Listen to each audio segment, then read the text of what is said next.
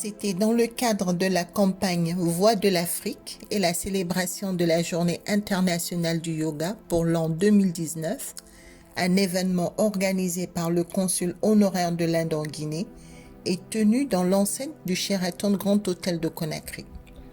Pour cette occasion, plus de 500 personnes enthousiastes et adeptes de cette pratique ont déroulé le tapis durant 3 jours au sein de l'hôtel et dans diverses locations de la ville pour des pratiques classiques du yoga visant le bien-être.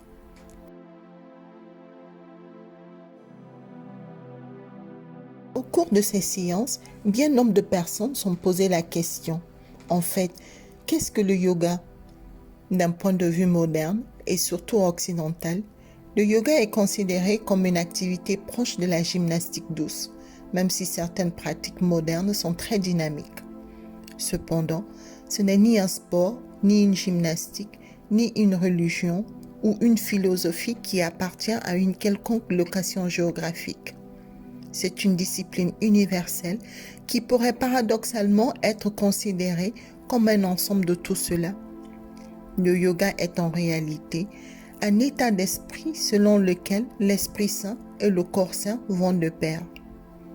La vision d'un monde sans violence, sans discrimination et sans stress par l'éveil des valeurs humaines a incité des millions de personnes à élargir leur sphère de responsabilité et à œuvrer à l'amélioration de la condition humaine.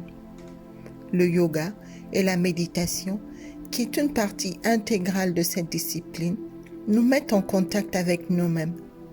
La compétence et la capacité de reposer l'esprit et être présent permet au système nerveux de se rafraîchir et de rajeunir.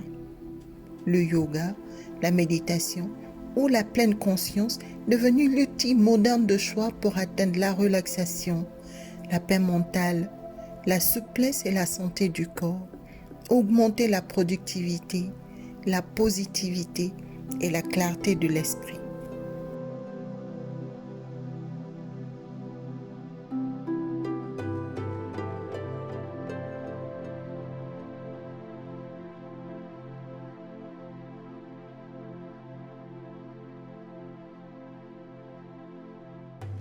Un esprit lucide et calme peut mieux identifier et évaluer les défis. Un esprit lucide et calme est ouvert à de nouvelles idées et à trouver des solutions. C'est aussi la base nécessaire pour que des mesures adéquates et durables soient prises. Car, et en fin de compte, un changement global durable débute d'abord par soi. En effet, quelque chose de plus profond doit changer dans l'esprit individuel et la conscience individuelle pour empêcher la répétition des conflits.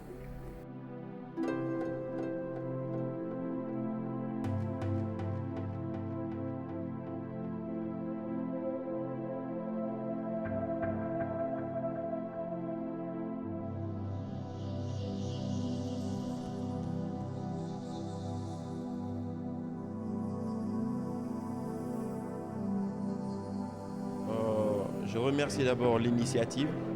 C'est une très bonne chose, la méditation. Moi, personnellement, je n'ai jamais fait de méditation de toute ma vie.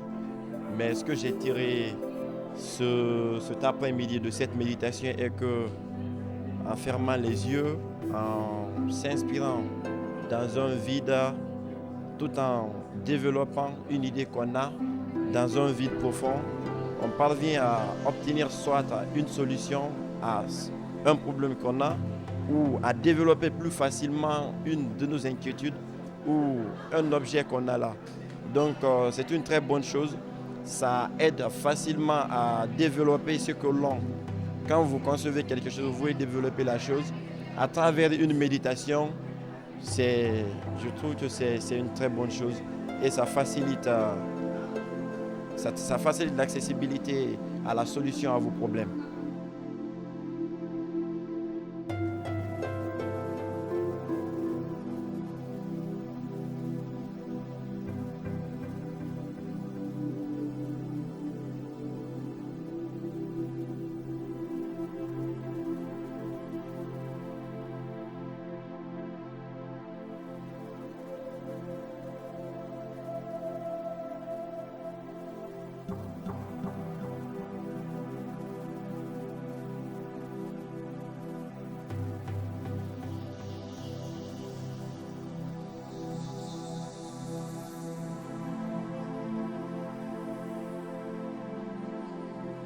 Je crois que cette initiative, c'est une très belle initiative, que j'aurais vraiment, c'est une chance pour moi de participer à ce programme, car ça me permet de connaître un peu, de sentir en fait la paix intérieure en moi. Donc c'est une très belle activité, que si j'aurais l'occasion de le faire, je le ferai.